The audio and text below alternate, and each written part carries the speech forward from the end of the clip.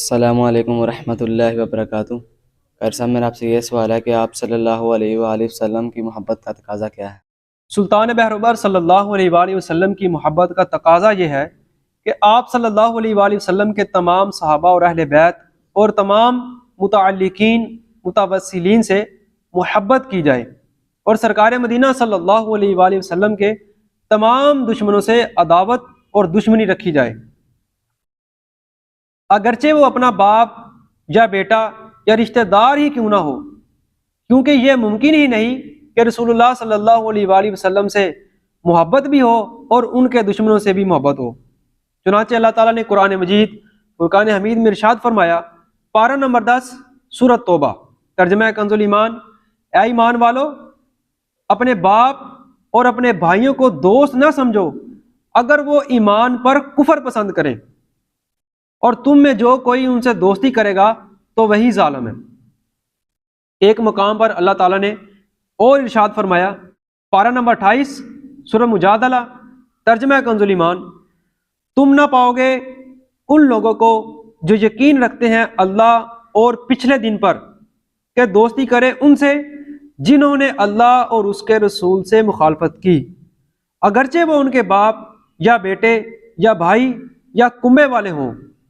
یہ ہیں جن کے دلوں میں اللہ عز و جل نے ایمان نقش فرما دیا اور اپنی طرف کی روح سے ان کی مدد کی، اور انہیں باغوں میں لے جائے گا جن کے نیچے نہریں بہیں، ان میں ہمیشہ رہیں، اللہ عز و جل ان سے راضی اور وہ اللہ عز و جل سے راضی۔ یہ اللہ کی جماعت ہے، سنتا ہے، اللہ ہی کی جماعت کامیاب ہے۔ آپ صلی اللہ علیہ وآلہ وسلم کی تعظیم و تقریر کی شرعی حیثیت کیا ہے؟ تاجدار مدینہ صلی اللہ علیہ وآلہ وسلم کی تعظیم و تقریر ہر مسلمان پر فرض اعظم بلکہ جان ایمان ہے، جیسے اللہ پاک نے قرآن مجید فرقان حمید میں ارشاد فرمایا، ترجمہ کنز الایمان، اور رسول کی تعظیم و توقیر کرو۔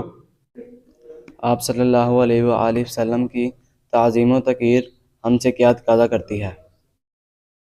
سلطان بہروبر صلی اللہ علیہ وآلہ وسلم کی تعظیم و توقیر ہم سے یہ تقاضا کرتی ہے